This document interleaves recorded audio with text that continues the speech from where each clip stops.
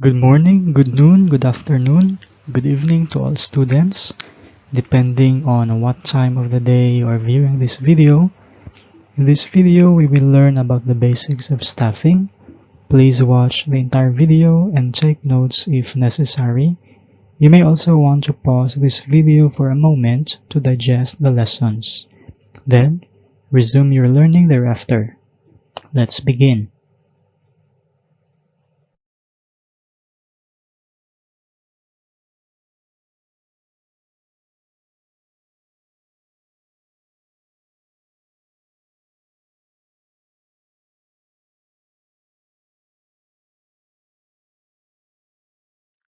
Hi class, so welcome back to our subject organization and management.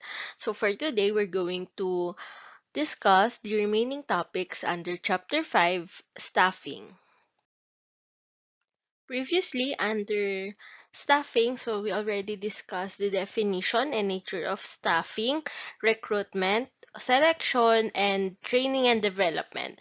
And for now, we're going to discuss the compensation or wages and performance evaluation or appraisal, and employee relations, employee movements, and reward system. Lesson 5, Compensation or Wages and Performance Evaluation or Appraisal. Compensation or wages and performance evaluation are related to each other because the employee's excellent or poor performance also determines the compensation given to them. After considering other internal and external factors like the actual worth of the job, compensation strategy of the organization, conditions of the labor market, cost of living, and area wage rates, among others. So, ibig sabihin, it relates with one another since if the employee is performing well or through the performance evaluation, saka maibibigay yung tamang compensation or wages sa kanya. But what is the meaning of compensation or wages or the performance evaluation? So, compensation or wages are all forms of pay given by employers to their employees for the performance of their jobs. While performance evaluation, so it is a process undertaken by the organization, usually done once a year, and it is designed to measure employees' work performance. So, as you can see, upon measuring the employees' work performance, so they are given the just compensation for the efforts that they've done during their work. So first, we're going to understand more what are the types of the compensation and how does it connect to the organizational objectives, and why does compensation become a motivational factor for employees. So here are the types of compensation. First one,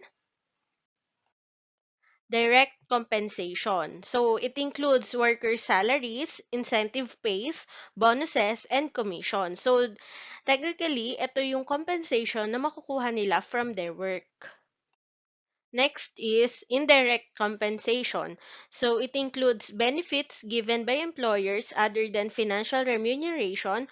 So for example, we have travel, educational and health benefits, and others. So ito yung parang mga additional benefits that are given to the employee. So like nga yung travel or travel opportunities or yung mga compensation na pwede kang makapag-travel or yung travel allowance and also educational.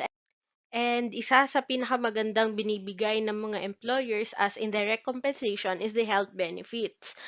Example of this is yung mga HMO like the IntelliCare, Medicare, wherein magkakaroon or merong set na premium kada employee and then they can consume that. So if, for example, a certain hospital is an IntelliCare accredited, so pwede sila doon makapag-check up, dalhin for emergency, and then wala nang babayaran yung employees mo. So, ang magbabayad doon is yung HMO provider, which is IntelliCare, na binabayaran naman ni employer mo.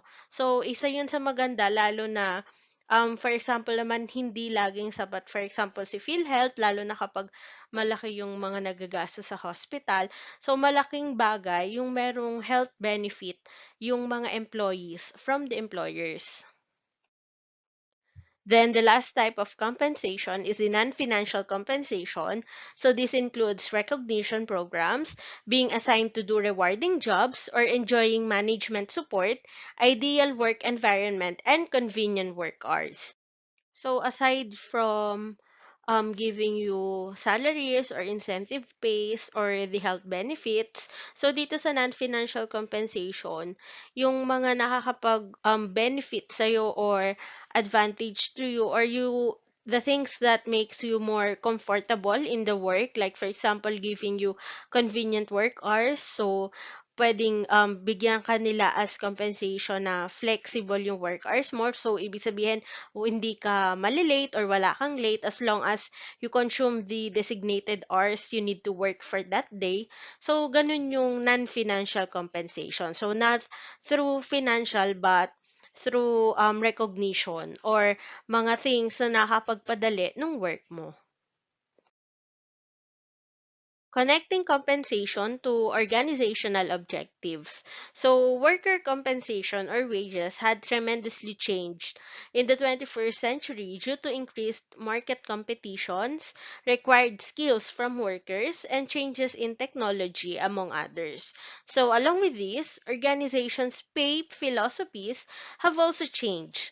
So, instead of paying employees based mainly on their job position or titles, they are now given pay according to their individual competencies or according to how much they could contribute or have contributed to their company's success. So, wage experts now prepare compensation packages that create value for both the organization and its employees. So, as you can see here in this diagram, so ito yung sinasabi ng parang connecting compensations to organizational objectives. So, right now, yung lahat ng effort or lahat ng pwedeng i-contribute nung tao or nung employee is equally aligned with the pay na binibigay sa kanya nung employer. Especially now na nagkakaroon nga ng drastic change due to increased market competitions or yung mga required skills and also because of the technology. So, kaya ngayon, more on nagagawa na ng mga compensation package based dun sa value or dun sa mga kayang gawin ng employees for the organizational objectives.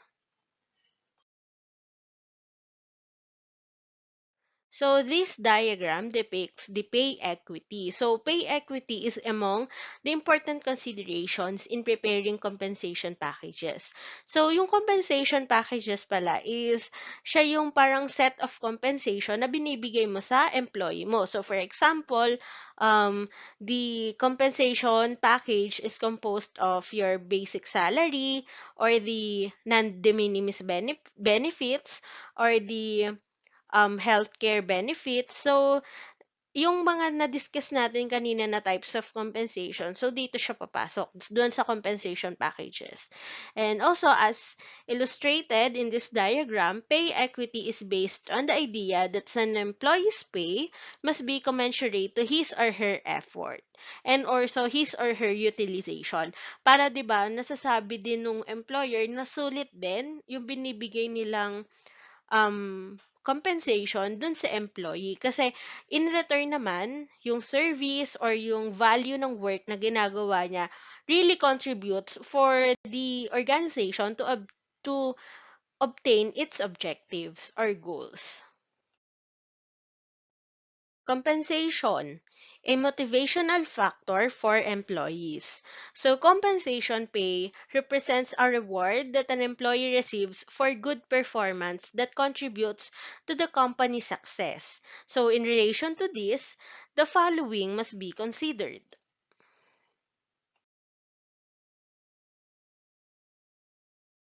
First one is pay equity, as we already discussed earlier.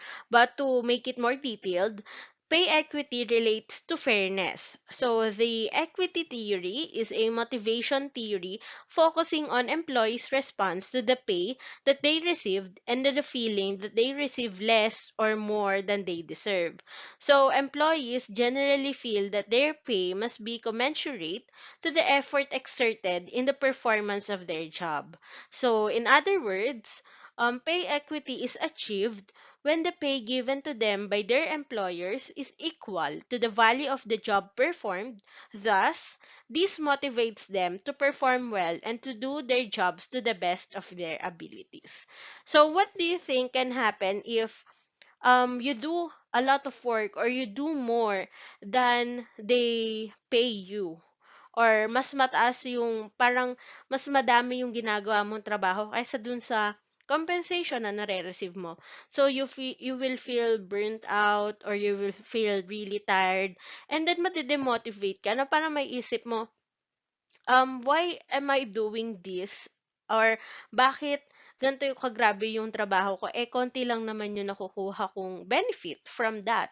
Kasi nga, di ba, dito sa pay equity is dapat merong fairness or parang equal yung value na binibigay mo sa kanila and at the same time, yung natatanggap mo dun sa employer mo. So, technically, yung mga employees kapag parang nafe-feel na nila na hindi na nagkakaroon ng gantong pay equity or nung fairness, so parang mag-iisip na sila na lumipat kung saan mas mava-value yung job na nagawa nila through that compensation.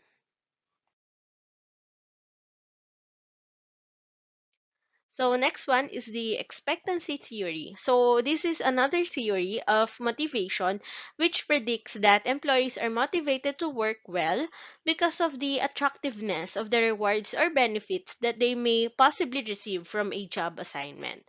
So under this expectancy theory, so yung motivation naman daw is coming from the gaano ka-attractive yung mga rewards or benefits na pwedeng makuha ng mga employees upon receiving the job assignment or upon entering the organization. Like for example, merong pabahay or there is better health insurance or merong for example na fringe benefit which is yung car loan or other rewards or benefits na mas maeengganyo or mas mamomotivate yung mga employees to work really hard. So, again, that will connect to the organizational objectives and goals. Kasi kapag motivated yung employees mo, so ibig sabihin, mas maganda din yung output na naibibigay nila para sa kumpanya.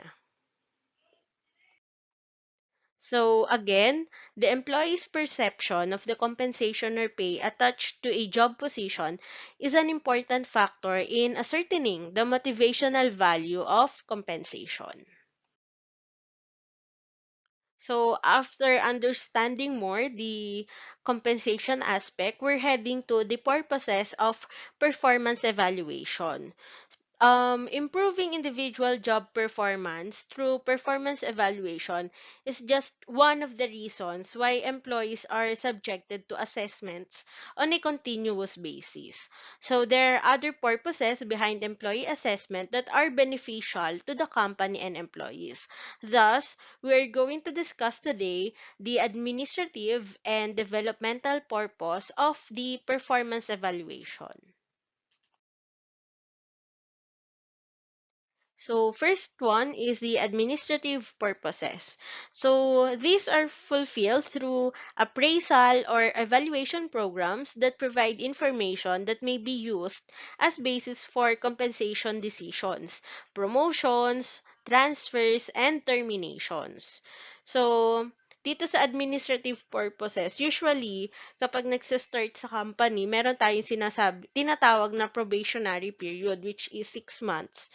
So, doon muna nakabase yung parang pay mo or compensation mo and if matu-terminate ka ba or hindi ka ma-regular. So, pag hindi ka na regular, ibig sabihin, hindi ka magiging regular employee ng company and matu-terminate ka. Pero, once naman na based dun sa evaluation, so, tapos na regular ka, so, ibig sabihin, meron ka ding meron ding basis yon dun sa compensation na, for example, upon regularization, merong additional compensation or there is additional benefits for you to have. And also, kapag napopromote din, kailangan mo na din nung performance evaluation.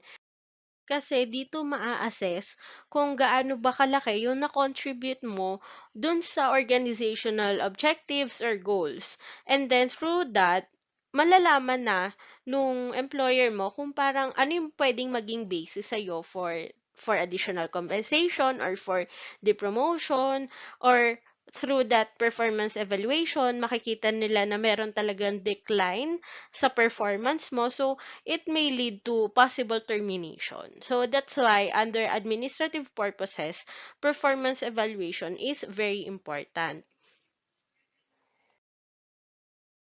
Next is the developmental purposes. So these are fulfilled through appraisal or evaluation programs that provide information about employees' performance and their strengths and weaknesses that may be used as basis for identifying their training and development needs. Through this approach, the workers become more receptive to the explanations given by the organization's management regarding the importance of having evaluations at regular intervals. So those performance evaluation are conducted to improve their competencies in order to prepare them for future job assignments. So, dito naman sa developmental purposes is for you to develop your strengths and also your weaknesses. Kasi 'di ba, once na nakapaggawa or um nakapag-provide nung performance evaluation, so malalaman mo kung saang side ka, for example, na needs for improvement or mache-check mo kung ano na ba yung mga strengths mo, and then puwede din siya maging gauge or basis kung saan ka pang puwedeng training and development na ilagay or ano pa dapat yung mas i-improve mo or i-develop mo.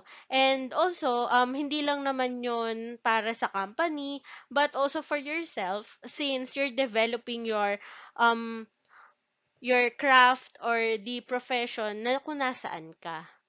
So that's why under this performance evaluation, isa sa mga purpose niya is yung developmental purposes or yung development ng mga employees. Again, that's lesson 5, compensation or pay, and performance evaluation or appraisal. Still under staffing, we're heading to our next lesson, which is lesson 6, employee relations.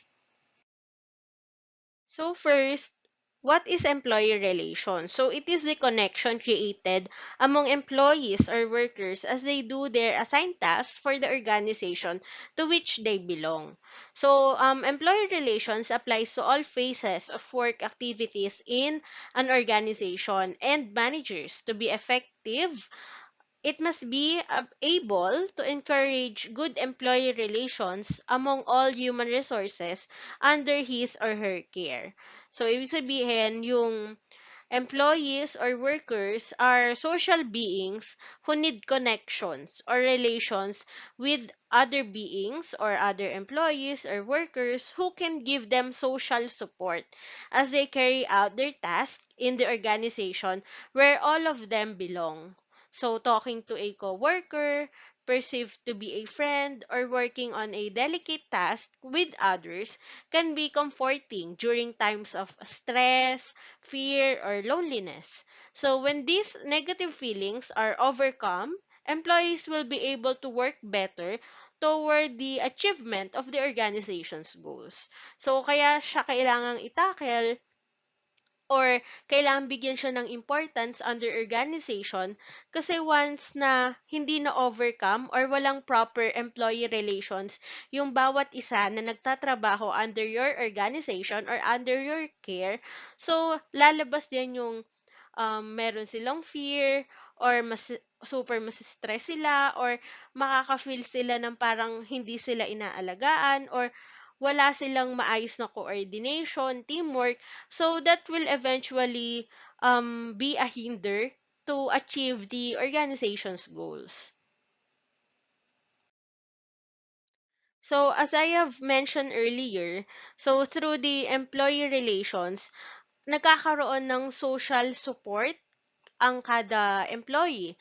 So, how can we have these effective employer relations and social support?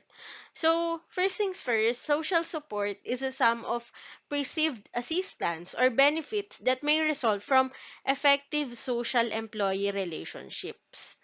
So, ibig sabihin, yung quantity and quality of an employee's relationship with others determine the social support.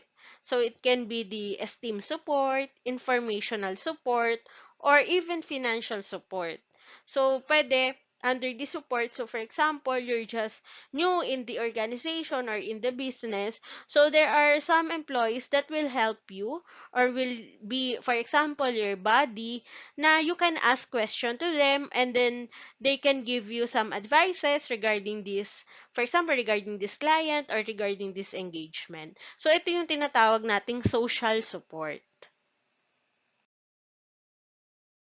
So, in short, social support and effective employee relations must always go together like a horse and a carriage, as you can see in this picture. So, where one would be useless without the other. So, therefore, without social support, effective employee relations are not possible. And without effective social employee relationships, social support likewise is not possible. So, bakit, 'di ba? So, hindi ka magkakaroon ng social support if yung employee relations mo are not effective or hindi effective. Bakit? Kasi kapag hindi maayos yung employee relations mo, paano ka makakapag-support or paano magkakaroon ng support yung isa't isa within the organization. And also likewise, if without effective social employee relationships, hindi ka din magkakaroon ng magandang social support because these two really goes hand in hand. Kasi para magkaroon ng effective employer relationship or employee relations, kailangan meron kang maayos na social support or talaga na-experience ng bawat employee yung social support. So, bakit nga ba nagkakaroon ng hindrance within the social support or the employee relations? So, here are some barriers to good employee relations. So, first is antisocial personality or refusal to share more about oneself to co-employees or being a loner. So, some employees have these personalities wherein nahihiya sila or sanay sila na nasa sarili lang nila or hindi sila sanay na mas makipag-usap or to be open to others. Also, lack of trust in others. It is very, alam naman natin lahat na hindi lahat tayo is madali magtiwala. So, this can be a barrier to good employee relations. So, next one is selfish attitude. So, too many self-serving motives. So, this selfish attitude is really one of the great barrier. Bakit? So, bakit ka nagiging selfish? Example, you want to you want to be promoted against or you want to be ahead of others. That's why nagkakaroon ka ng selfish attitude or nagiging selfish ka kasi gusto mo, for example, ikaw yung ma-promote or gusto mo ikaw yung bigyan ng reward. So, ganito yung kaya nagkakaroon ng barrier sa employee relation and kaya nagkakaroon minsan ng commotion dun sa mga business organizations. Another one is you're not a team player. So, being not a team player means you are not actively contributing to your group in order to complete tasks or to meet goals or to manage projects. So, if hindi ka nakakapag-contribute, meaning mas na kunyari napapatagal or pwedeng hindi ma-meet nung team yung mga goals and objectives. Kasi 'di ba, you need to work hand in hand. 'Di ba? We already discussed before about the teamwork and also the coordination. So, this can also bring a barrier towards each other or within your group or within your team. And then next one is being conceited. So conceited means excessively proud of oneself or being vain, being arrogant, being boastful, being cocky, being full of oneself. So it can be a barrier to good employee relations. Kasi sino bang gusto na makipag-work sa ganun tao, 'di ba? Na parang puro siya na lang or siya yung bida. 'Di ba meron tayong term na bida-bida, which is parang iyon yon, yung being conceited. Kaya pwedeng maging source siya ng away or source na hindi maganda yung pag-uusap ng mga employees under the organization. Next is cultural or subcultural differences. So, 'di ba, in an organization, you can come from many places or you can have different cultures. So, yung mga cultural differences na yon can be a barrier. And also lack of cooperation. So, if if for example, one of your teammates is hindi nakikipag-cooperate na maayos, so it can be a barrier since syempre ikaw bilang makikita mo naman na ginagawa mo yung work mo and you really cooperate with your team and then siya nakikita mo na hindi siya nakikipag-cooperate, so para magkakaroon yun ng barrier dun sa inyong dalawa and also sa perception mo sa kanya. So, next one is communication problems. So, refusal to listen to what others seek to communicate. So, it is very normal, yung communication problems, especially now na lahat is online. Sometimes, yung point, for example, or yung tone ng message is not as the way you perceived it. So, there can be communication problems. So, next one is lack of concern for others' welfare. So, kapag, di ba nga, puro ka sarili mo and hindi mo na tinitignan naman yung welfare ng others or yung mga katrabaho mo, so, magkakaroon din siya ng barrier sa work. And also, hindi ko pala nabanggit, is lack of good self-esteem. So, kapag wala kang believe sa sarili mo or you don't have your overall sense of self-worth or personal value, is magkakaroon din ng barrier since kapag ganon, parang magkakaroon din ng effect sa emotions or sa beliefs or the way you treat or the way you communicate with others. So again, all of that are some barriers to good employee relations. So, paano ba natin to maiiwasan or how can we or malimit yung gantong mga barriers? So, here are some ways to overcome barriers to good employee relations. So, first is you can develop a healthy personality to overcome negative attitudes and behavior. So, it is a way of improving yourself first to be able to have a good attitude or proper attitude and also professional behavior na hindi mahihirapan yung mga coworkers mo or colleagues mo to communicate or to connect with you. So next one is find time to socialize with coworkers. So in work, hindi lang naman siya puro work. So there are things na for example, ginagawa nung team nyo na time yon to socialize, so you can eat out or you can have um have certain events or certain mga iba't ibang laro. So yun yung time na hindi naman related sa work but can also improve your teamwork or your cooperation. And the next is overcome tendencies of being too dependent on electronic gadgets. So 'di ba, one way kung bakit hindi na nagkakaroon ng harap-harang communication is dahil nangyayari na lahat sa electronic gadgets yung communication. So, but right now, since most of the people are working from home, syempre hindi mo naman maiiwasan kasi yung source of communication nyo is through that electronic gadgets. But if nasa office na, so try not to be too dependent on that. Mas maganda pa rin yung nakikipag-usap ka face to face. And para mas nakikita mo din talaga yung reaction or yung body movement nung kausap mo. And the next one is you develop good communication skills and be open to others' opinions. So, ito na nga din yung next. So, dapat meron ka ding good communication skills. So, dapat nakikinig ka and at the same time, iniintindi mo yung sinasabi ng kausap mo.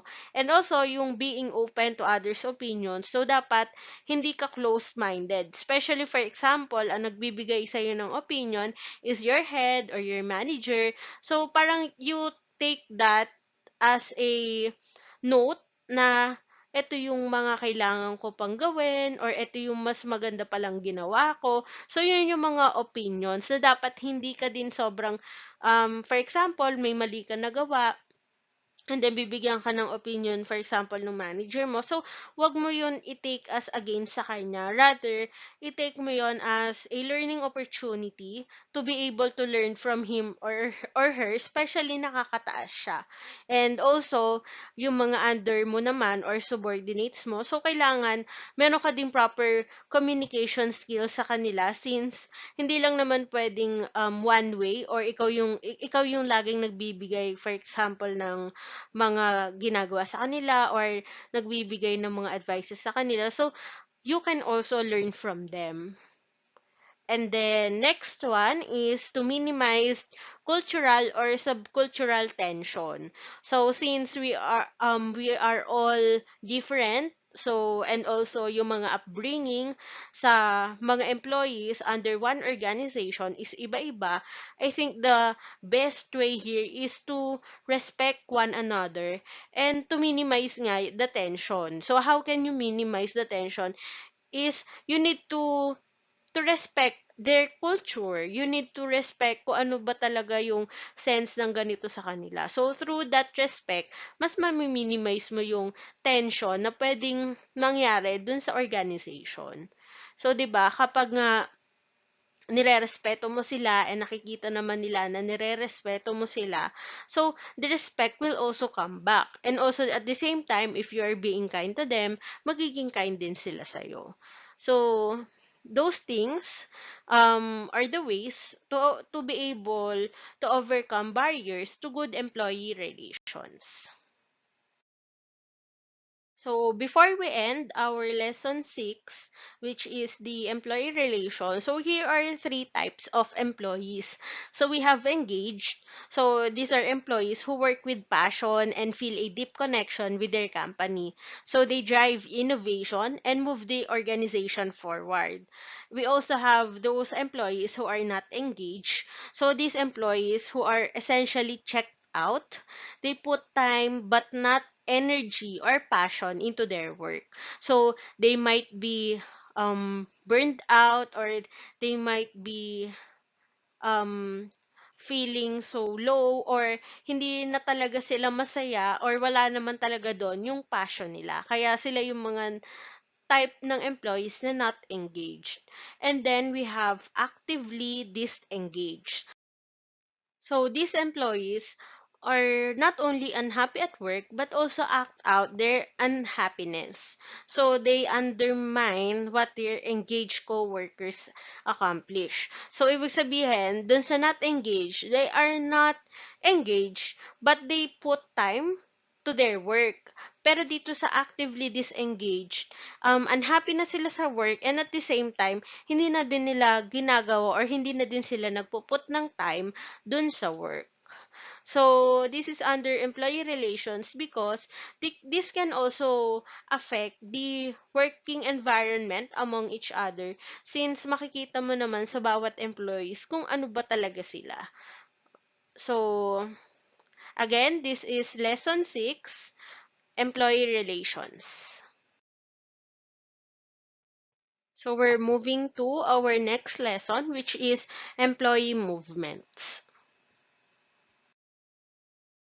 So, what is employee movement? So, employee movements are series of actions initiated by employee groups toward an end or specific goals. So, I will be flashing a few pictures here.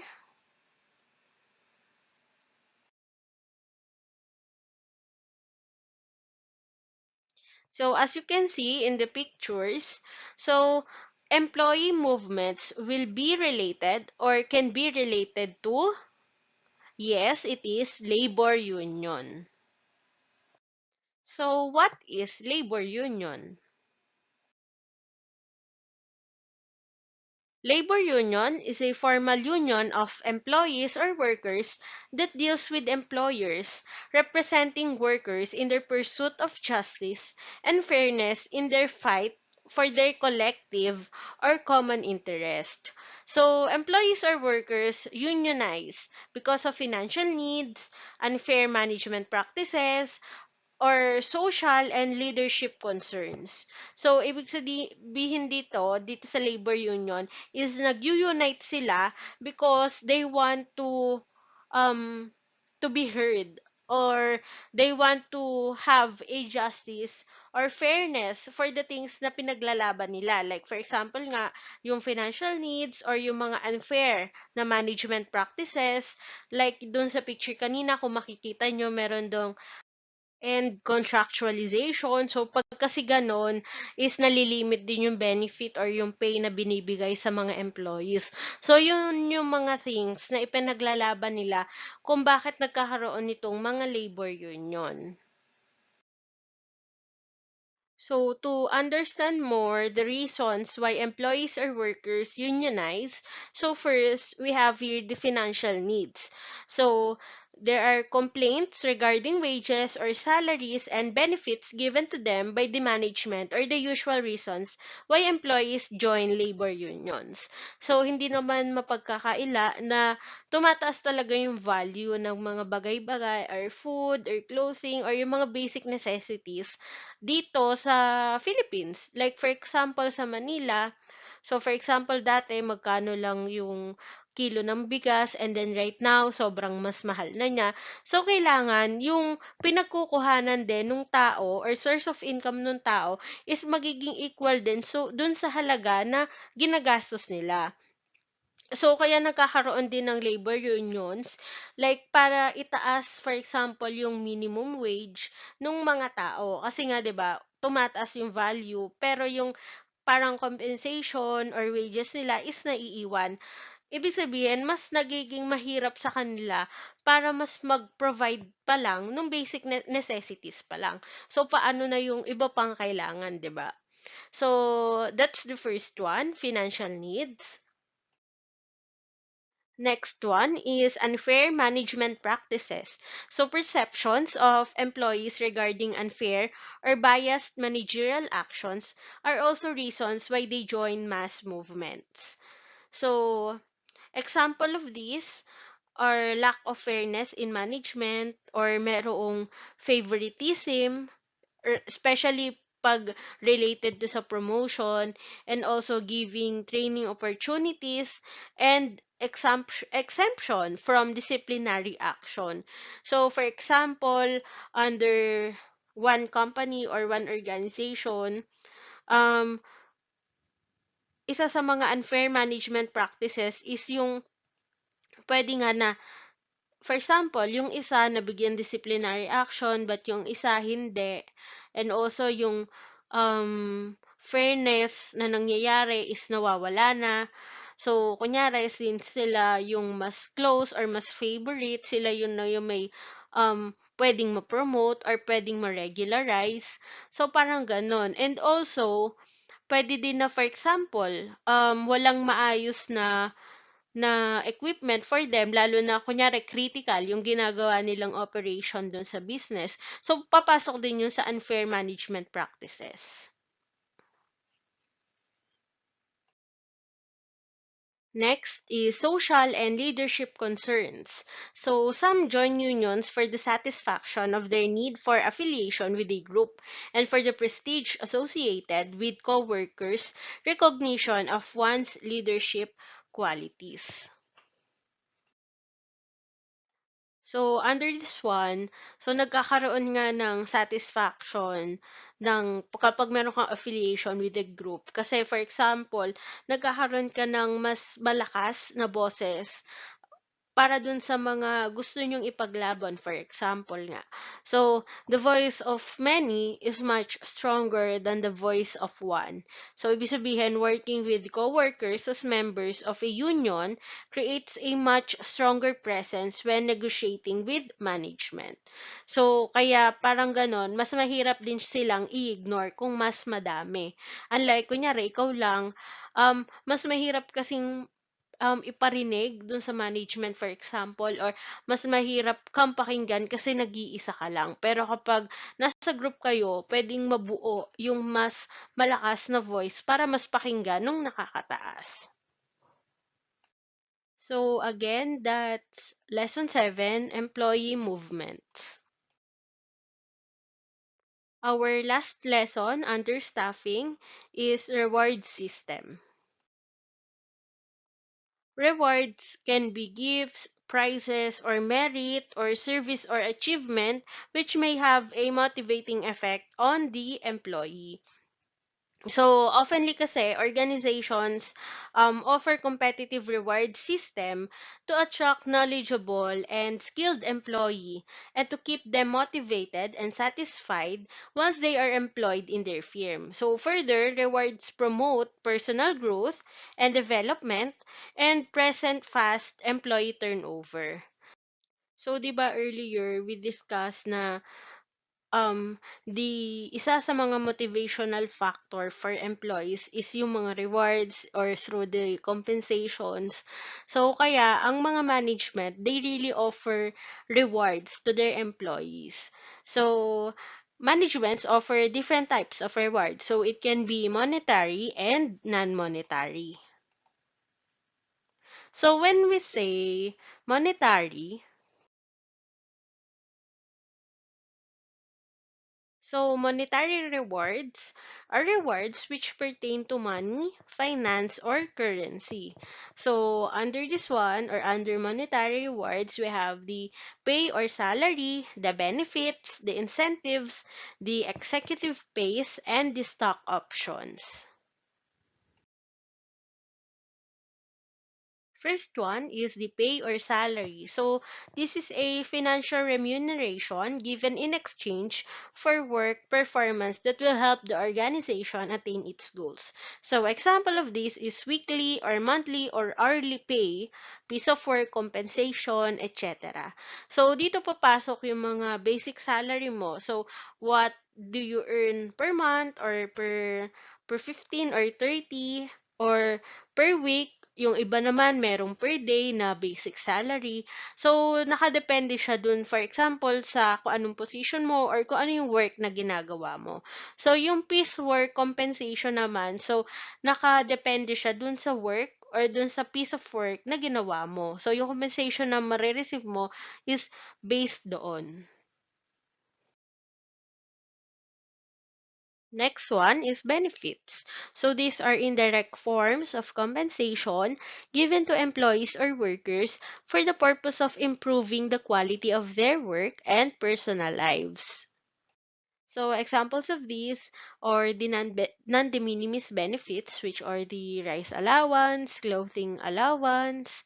So pwede din pumasok dito sa benefits yung mga healthcare benefits na binibigay ng mga employers or through educational benefits or travel benefits. So, pumapasok pa rin siya sa monetary since binabayaran pa rin siya ni employer para maibigay kay employee. So, meron pa rin monetary value. So, that's why it's under monetary rewards.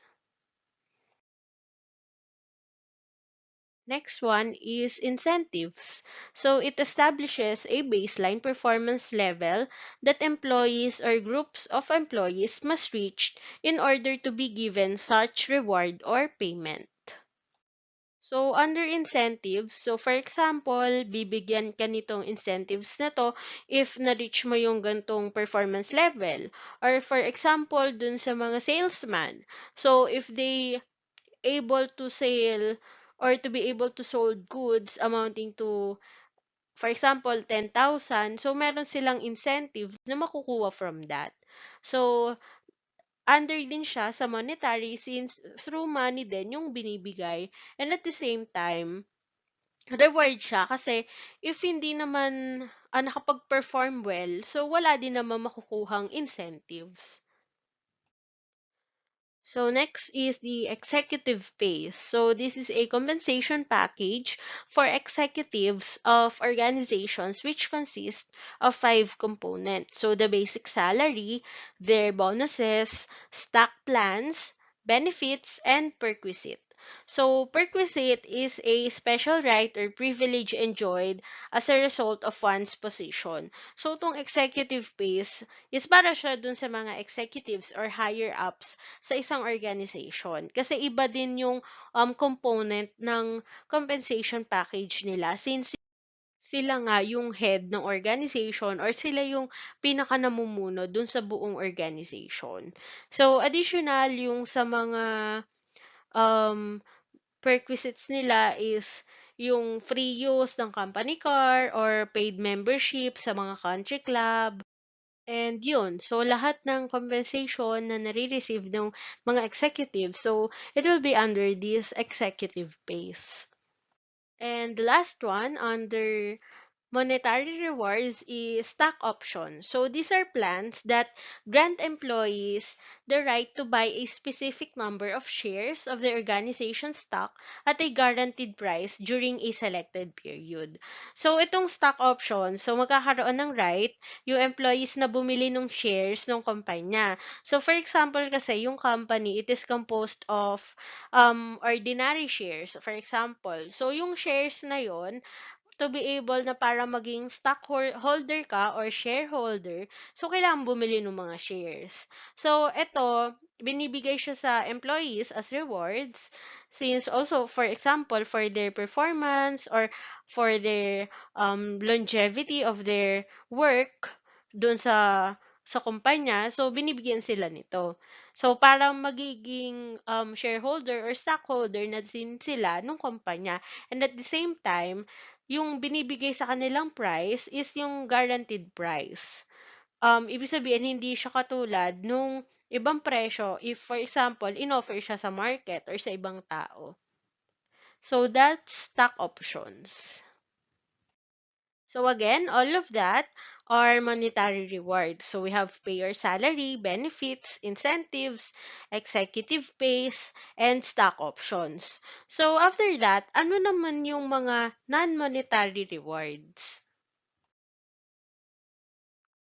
So, non-monetary rewards are rewards which do not pertain to money, finance, or currency.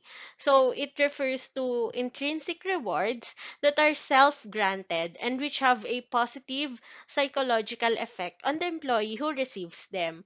So, an example of these non-monetary rewards are the awards or the praises that coming from, for example, your employer or from the management. So, yun. So, instead of through money or finance or currency, so parang nagkakaroon siya ng positive or psychological effect yung mga rewards na to. Which is, it can also be tangible kasi pwedeng may plaque or may trophy or may certificate. But yung effect noon psychologically as an employee is reward na mas mamomotivate yung employees mo to do well and to contribute more in the organization's objectives and goals. So first, under non-monetary reward is the award or award. So this is given to individual employees or group or teams for meritorious service or outstanding performance. So dito, hindi ka naman binibigyan ng pera or anything financial, but yung award na binibigay sa'yo is dahil dun sa performance na ginawa ng team nyo. Like for example, um, meron tayong tinatawag na target sales and then your team for example even exceeded that. So pwede kayong mabigyan ng award for doing a great job and to be able to achieve and even exceeded the organization's goals or objective. So, ganun yung award. So, it can also be hindi lang sa group or team, but also as a person. So, for example, you won the leadership award or you have a service award. So, yan yung mga under ng non-monetary awards. And then next, we have the praise. So it is a form of non-monetary intrinsic reward given by superiors to their subordinates when they express oral or verbal appreciation for excellent job performance. So if for example, you meet the deadlines or you are being praised by not only by your superiors or subordinates but also to the clients that you work with. So ito yung parang mas nakaka-motivate since hindi parang nakikita kasi nila yung value or yung work or yung effort na ginagawa mo for the job or for the company to be able to achieve its goals. And also, yun nga, 'di ba, dun sa parang pay equity kanina na lahat ng effort or the value that you do is compensated with a proper pay, 'di ba? So dito naman dapat meron ka din namang reward system. Kasi dito mas namo-motivate yung mga employees. Kasi for example, kayo, you did a good job, for example in school. So 'di ba, gusto nyo din naman na marinig from your parents na good job anak, keep it up. So parang ganun din sa work. So if you've done really a great job, for example for a certain engagement or for a certain client, so the superiors or even mismo yung mismo management, so dapat nagkakaroon din sila ng praise for their employees. So again, that's non-monetary rewards. So again, the effect of this is the psychological effect or positive psychological effect dun sa mga employees na nakakatanggap nito. So that's lesson 8, reward system. That's it for this lesson. I hope you have learned something and see you next time.